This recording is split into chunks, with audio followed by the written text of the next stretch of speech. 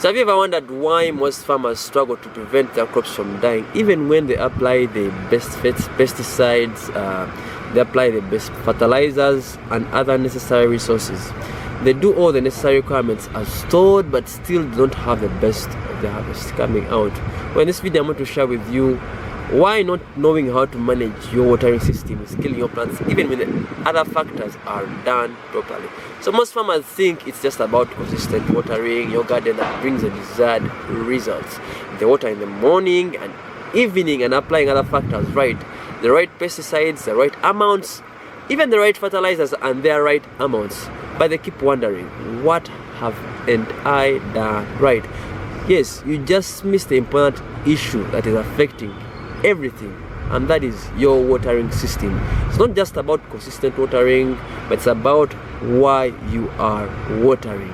This is what drives how you make sure plants access water in your garden in a way that is utilized properly and efficiently. So it's important for you to keep all factors in check, but there are factors which hold other factors for the plant to survive through its life conditions to give you the desired harvest. And water availability, I believe, is one of those.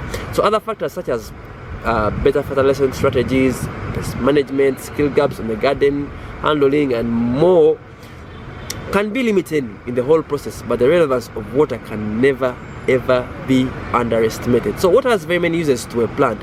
Water makes up to 90% of the plant weight. It's an essential ingredient for photosynthesis. Plants, to make their own food, they need water. Transports minerals and nutrients within the plant body. It also keeps the plant erect. In science, it's called turgidity,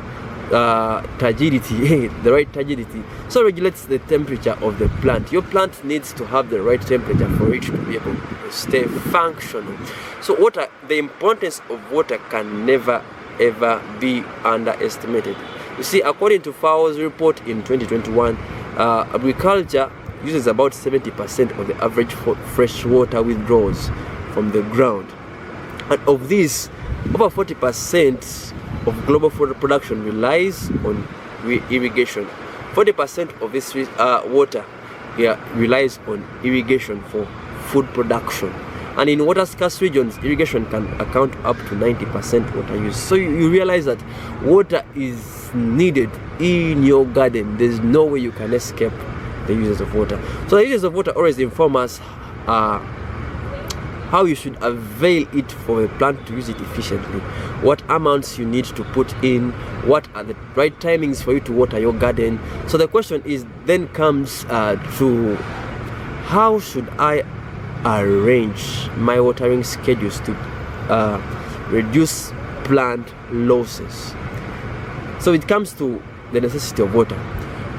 Let me read for you this quote directly from my article. So the quote says, "The master of a garden is one who waters it, trims the branches, plants the seeds, and pulls the weeds. If you merely stroll through your garden, you are a passive gardener." Someone who just goes through their garden and is not deliberate about their decisions in the garden is just a passive gardener. It's not an active participant in their gardening journey. So there's one important thing that you need to know first before I continue to share. Availing water rightly in your garden does not necessitate 100% survival of your crop. The truth is that you can never completely remove all the risks that are involved in your garden, but you will always have to find ways of reducing those risks and their effects. So there is no risk-free environment to your notice.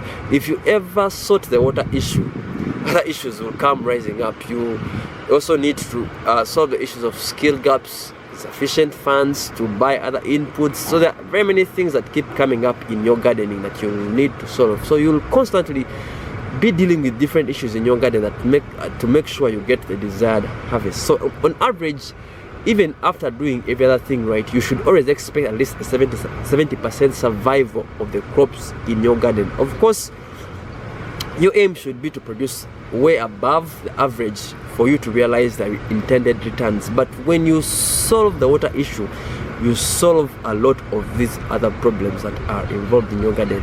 So water uses necessitate how you should do the following to maximize and efficiently use water in your garden. So the way the uses of water help us inform how we are supposed to use the water efficiently, and this is how you must maximize and efficiently use water in your garden. Number one, make sure you have a water source in your garden.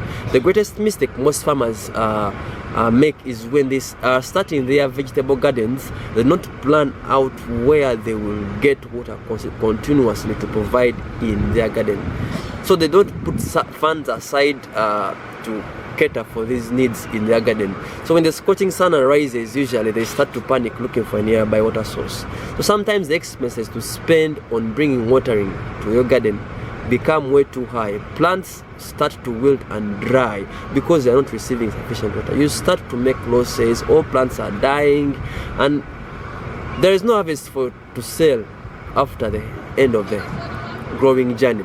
So you have wasted your time. First of all, you have wasted your energy, you have wasted your resources to do other things right. You apply the pesticides right, apply the fertilizers right, but this important thing that you always disregard, making water available in your garden all throughout your growing season. So as you plan your garden, please get to know which type of water source you need to have in your garden before you start everything.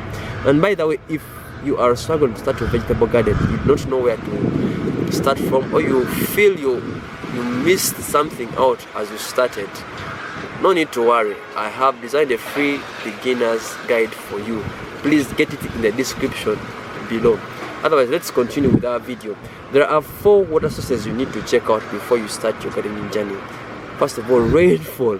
This is the conventional one that is almost for every farmer. Of course, this will need support of other water sources because it's seasonal. You don't have rain all the time. We don't receive rainfall throughout the year. Your main goal should be to have constant water supply in your garden for all the growing season. So if you don't have sufficient funds to have water available throughout the whole garden season, at least start the planting on the onset of the rains to allow the plant establish, and also plant drought resistant varieties in your garden so that you mitigate the dangers and effects of the weather in case you don't have the rain. Other people also harvest water. You can also harvest water. There are different methods people can do to harvest water during the rainy season so that it is available in the dry season. If you do not do that, your plants will keep on dying. So that the other water source is water bodies. These include streams, these include swamps, these include ponds. So you have to buy a pump to draw water from those water sources into your garden, or you can do it manually if you have enough labor or the money to support that labor and you can't access the water pump. So the other water source is underground water. This can save you lots of money in the long run, because why? You're going to drill the water once and you don't have to drill water over and over again. So this is another source that I believe many other farmers should tap into, underground waters. They can either be fuel pumped water from underground or solar pumped water from underground. You need to tap this. So you need to make sure that you have water sources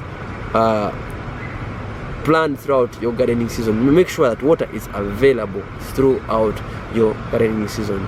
So the other thing that you should do to have a good watering schedule system is the timing when you water your garden. So most farmers are not informed about the right way of watering, and this affects so most farmers are not informed about the right way of watering and the effects of not doing it the right way. They think it's just about making sure your garden is wet and every other time of the day throughout the growing season. You're just putting water in your garden non-stop. Even with this kind of watering, your crops keep dying, even if and you're incurring heavy losses. You're just watering throughout the year in your garden. You are not taking care of the timing. So you will have to water your plants at times when they can use it efficiently within your garden. You need to apply this water in times when the plant actually needs it. That's why we emphasize the right timing. Like we said, the uses of water always inform us about the right way of watering, the right schedules of watering. So the plants need this to make sure at least they're established as they are forming up, as they are growing up, to give you the harvests. So you'll need to make sure you avail water at points when it is needed. And two factors about timing you'll have to always put in mind before you actually apply water in your garden, and these are critical planting stages and time of the day. So number one, the critical planting stages. Water is very vital at the critical stages of development of every plant. So you need to make sure water is available in the required quantities at these times. So plants have three stages of development. First one is a vegetative stage. This is a stage where plants are developing their roots and leaves and then stems. So the other stage is the flowering stage. This is the stage where plants start to flower and are also transitioning into fruit development. The last stage is the fruit stage. This is the stage when the plant develops its fruits to maturity and harvest.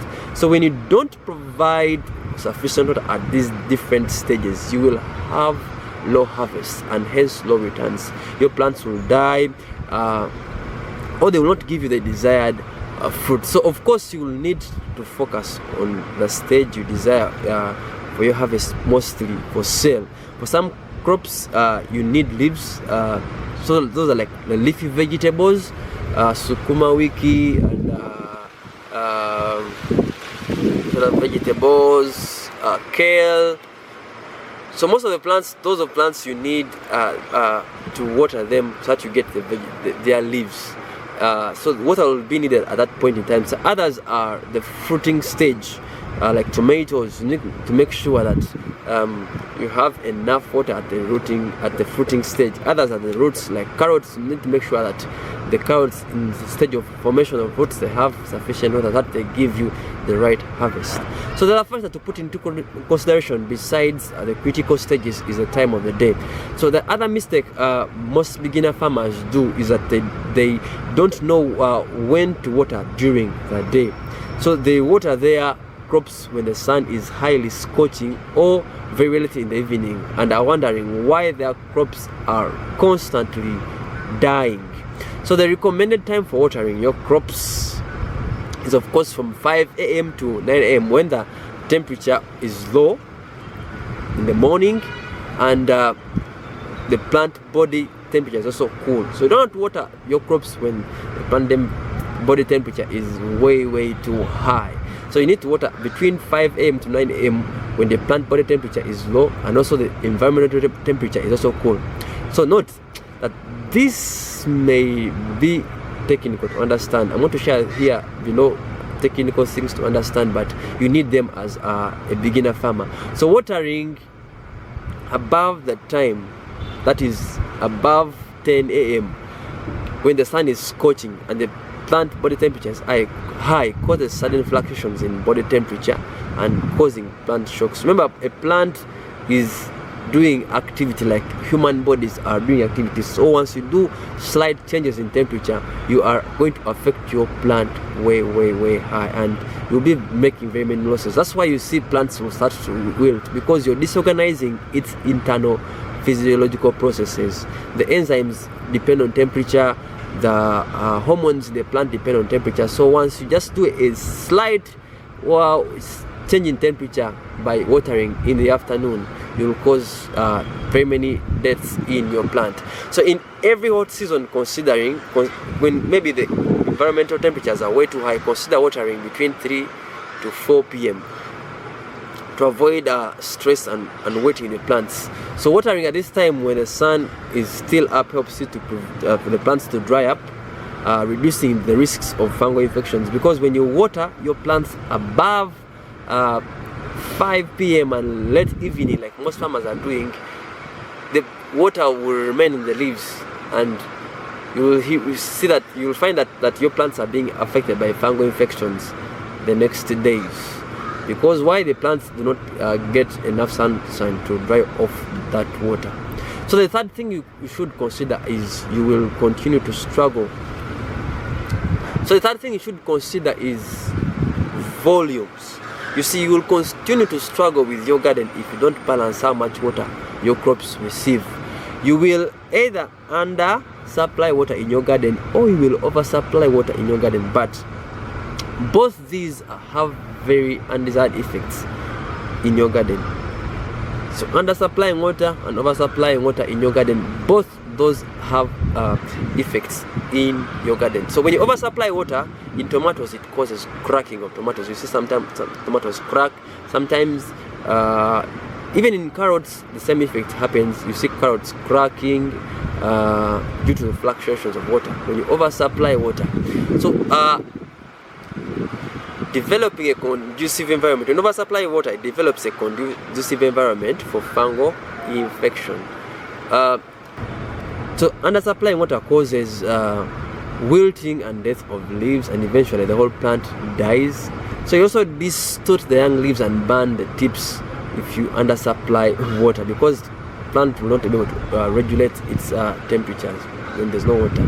It also causes blossom end rot in tomatoes and peppers when they don't receive enough calcium, because there's little transportation of water to the fruits. This all leads to abortion of flowers. Also stunts growth in plants. Also increases vulnerability of plants to pests and diseases.